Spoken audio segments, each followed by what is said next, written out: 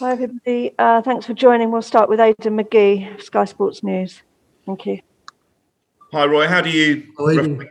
Hi there. How do you reflect on that game and performance? It looked like quite a chastening experience in the first half hour or so. Yeah, I think that's a good expression, a chastening experience. I think that we did our best, if you like, to bring that about, because the way we approached that first half hour in terms of the way we were playing there and our inability to really get close enough to our opponents to defend well enough in and around our own box, and with the chances that we were taking apart from anything else, losing the ball very close to our own box, giving them the opportunity to profit from their very good pressurising and, of course, the quality of players that they have. When you are 3-0 down at half-time, which we were deservedly, you are definitely staring down the barrel of a gun. Fortunately, we didn't capitulate. Fortunately, we didn't lose heavier than by 4-1, but it's still a very bad defeat, albeit against a very good team. But it's our job to play against these very good teams and to make life as difficult for them as we possibly can. And I don't think we did that today. It does happen from time to time. You run into a top 6 side and they're just better in all departments. Was this possibly one of those days? Yeah, possibly, but I don't like to accept that. I think that's too easy. We're in the same league. We need points and they need points. Sometimes we have to, do what we think is absolutely necessary to get those points. We may have to accept with all humility that we can't go toe-to-toe and play exactly the same way they play because they've got very different players.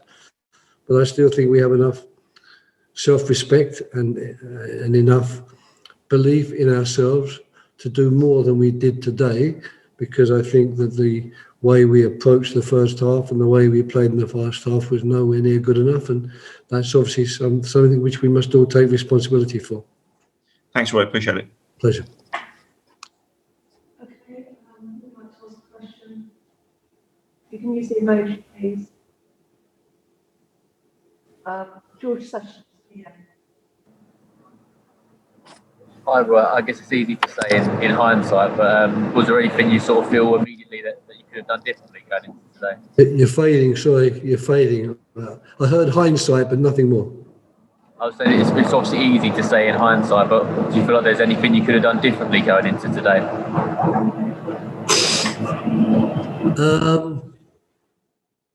Nothing that I would particularly want to discuss publicly. I think it would obviously be to do with team selection, and because you make a team selection in good faith and it doesn't always work out for you.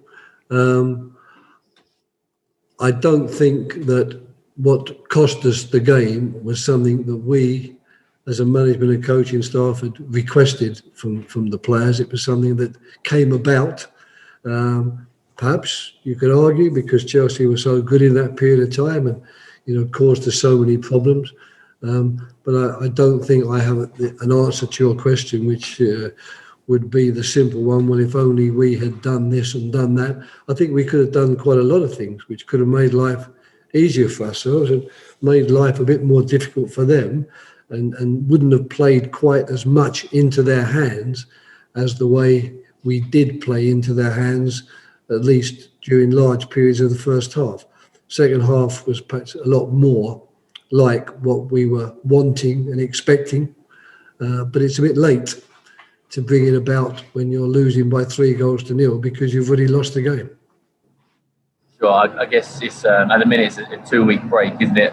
Are you expecting to play Southampton sort of during these 2 weeks, maybe in midweek, or you think there'll be more sort of towards the end of the season? I don't know, George. We've had no communication at all from the Premier League with regard to when that game will be played. So I really don't know what the thoughts are going to be there.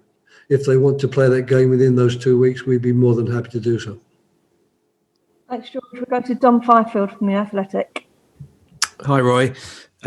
Slightly, I don't know, slightly different, I suppose, but clean for positives. Young Raksaki was on the bench today. What will he have learned from that experience of being in the first team group of 18?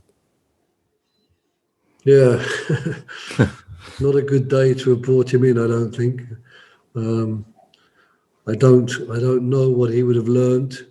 I think he might be a little bit shocked by a lot of things that he saw during the course of the game and at half time and afterwards. So I'm not certain it was a great day to bring him in, if I'm to be perfectly honest. But it's good that he was there because he's been there on merit. He's done so well in the training session, so that when there was a position vacant, if you like, amongst our 20 players that we can nominate for the game, I think it was 100% right to nominate him. But I don't honestly know what I could say he's learned from it. You'd have to ask him, and I wouldn't be surprised if he's an honest man, if his answer was negative.